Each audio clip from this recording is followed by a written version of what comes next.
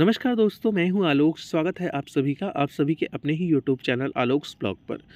दोस्तों, इस बार मेरे सैल्विया के जो प्लांट हैं वो थोड़ा मुझे दो प्लांट डिफरेंट कलर के मिले हुए हैं नर्सरी से। ये एक वाइट मिल गया है और एक ये जो है ऑरेंज और रेड का बहुत मतलब वाइट का बहुत ही प्यारा कॉम्बिनेशन है। बाकी सारे प्लांट जो है वो रेड कलर के हैं। पिंचिंग मैंने करी थी, पिंचिंग के बाद ये काफ़ी घने हो चुके हैं और इनके अंदर जो कलियां आ रही हैं वो भी बड़ी ही प्यारी सी आ रही हैं। तो अभी जो है ये इनका पीक टाइम होगा, ये जो दिसंबर का लास्ट होगा, उसके बाद ये फरवरी मार्च तक बहुत अच्छे से जो है वो फ्लावरिंग करते रहेंगे। आज की इस वीडियो के अंदर हम मैरीगोल्ड में लंबे समय तक कैसे फ्लावर्स ले सकते हैं, कैसे मैरीगोल्ड के वो पुराने पौधे जो कि फ्लावरिंग ऑलरेडी कर रहे हैं उनकी फ्लावरिंग को हम आगे भी मेंटेन रख सकते हैं और कैसे हम इससे ज़्यादा फ्लावर्स ले सकते हैं, इस टॉपिक के ऊपर चर्चा करेंगे। सबसे पहले तो मैं पुराने पौधों की बात अगर करूं तो पुराने पौधे जो होते हैं मैरीगोल्ड के, खासकर ये जो जाफरी वैरायटी होती है, इसके अंदर हमको थोड़ी सी केयर ये देनी होती है कि जैसे ही इसके फ्लावर्स जो हैं वो डेड होने लगे, तुरंत हमको इनकी डेड हेडिंग करनी चाहिए। हालांकि ये काम आपको मैं सभी पौधों के अंदर बताऊंगा, लेकिन है क्या कि डेड हेडिंग ये जो आपके जाफरी वैरायटी वाले प्लांट होते हैं इसकी बहुत ज़्यादा ज़रूरी हो जाती है, क्योंकि इनके पौधे जो हैं वो बहुत हैवी क्वांटिटी में ज़्यादा फ्लावर्स जो हैं वो देते हैं। और अगर पुराने फ्लावर्स ही प्लांट के अंदर बने रहेंगे और इस तरीके से जो है ये मैच्योर होते रहेंगे सीडलिंग्स के लिए, नेक्स्ट जनरेशन के लिए, तो प्लांट की एनर्जी अनायास वेस्ट होगी। तो सबसे पहला काम तो हमें जो है डेड हेडिंग जो है वो कंटिन्यूअसली करते रहना चाहिए। डेड हेडिंग के साथ साथ हमें ये भी देखते रहना चाहिए कि कहीं प्लांट, चूँकि ये बहुत घने शेप में होते हैं, तो घने होने के कारण इस पर जब ओस की बूंदें पड़ती हैं तो वो जो है अंदर होल्ड हो जाती हैं। पूरे दिन की धूप लगने के बावजूद जो है वो ड्राई नहीं होती हैं। इस कंडीशन में जो है वो पत्तियां जो है वो फंगस का शिकार होकर ख़राब होने लगती हैं और अगर वो प्लांट पर बनी रहती हैं तो फिर वो फंगस जो होते हैं वो फैलते हैं। तो हमें इस चीज़ का ध्यान रखना है। डेड हेडिंग के साथ साथ जो है उन खराब पत्तियों को भी जो है हमें अपने प्लांट से हटाते जाना है।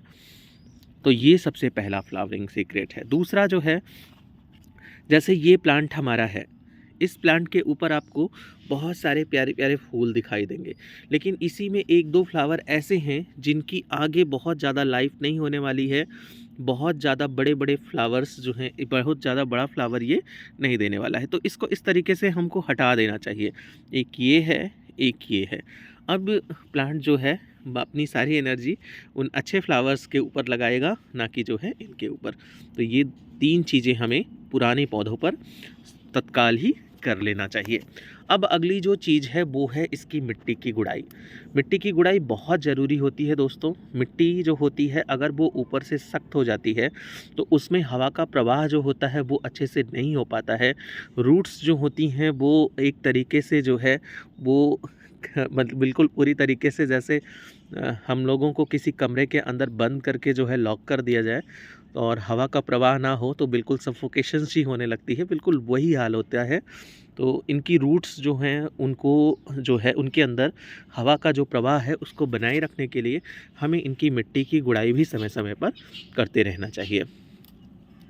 अगला जो काम है, जैसे अब ये चीज़ जो है वो मैं नए पौधों के ऊपर आप लोगों को बताऊंगा, वो है पिंचिंग। देखिए, ये मेरे जो है वो जो बड़े साइज़ के बिल्कुल फ्लावर्स देने वाले मैरीगोल्ड के पौधे होते हैं वो हैं। बिल्कुल छोटे छोटे पौधे मैं लेके आया था। अगर आप मेरे नर्सरी शॉपिंग हॉल का वीडियो आपने देखा होगा तो उसमें मेरी इन सैपलिंग्स को आपने देखा रहा होगा। बिल्कुल छोटी छोटी सैपलिंग्स थी, मैंने उनकी पिंचिंग करी और पिंचिंग के बाद अभी देखिए जो है इसके यहाँ साइड से, यहाँ ऊपर से मतलब एक एक प्लांट के अंदर जो है वो 7-7 8-8 ब्रांचेस जो हैं वो बन गई हैं। किसी भी प्लांट में फ्लावरिंग लेने का जो ज़्यादा अच्छा सीक्रेट होता है वो ये होता है कि जितनी ज़्यादा उनके अंदर ब्रांचेज होगी वो उतना ही ज़्यादा फ्लावर्स जो हैं वो प्रोड्यूस करेंगे। तो पिंचिंग आपको करते रहना चाहिए।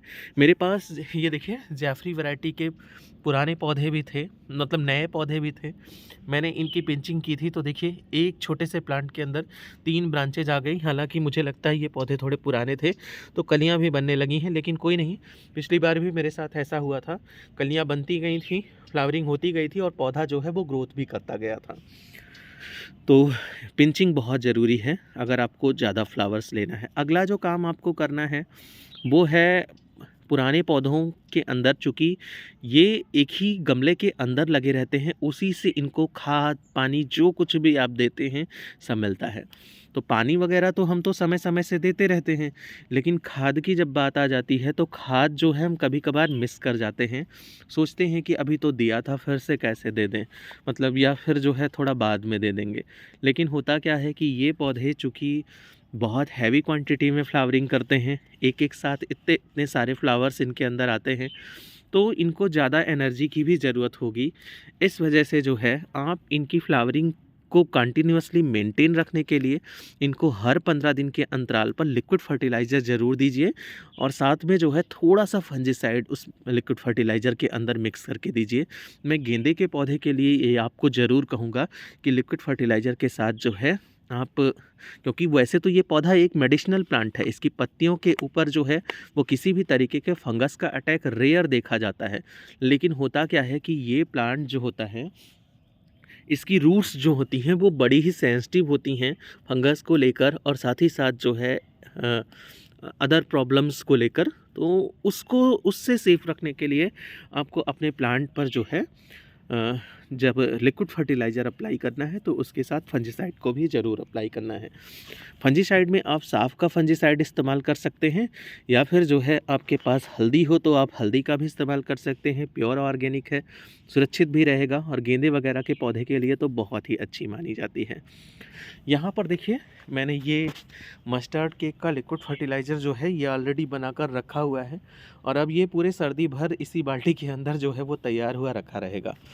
ये मेरा जो है नियर अबाउट 1 लीटर का एक कंटेनर है। इसके अंदर अगर मैं 1 लीटर पूरा भरूँगा तो नियर अबाउट जो है इसमें 15 पौधों को जो है लिक्विड फर्टिलाइज़र मैं आराम से दे सकता हूँ।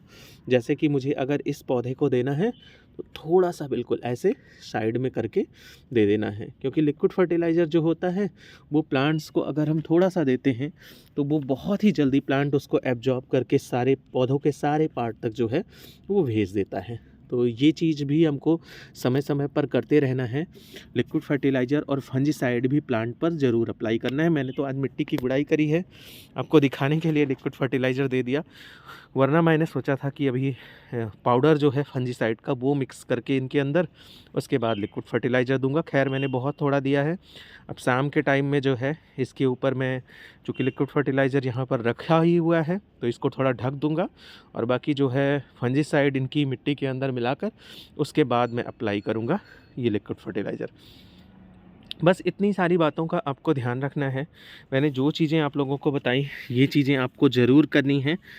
और ये जो पुराने सूखे पौधे फूल निकलते हैं इनसे आप जो है वो नए पौधे भी तैयार कर सकते हैं।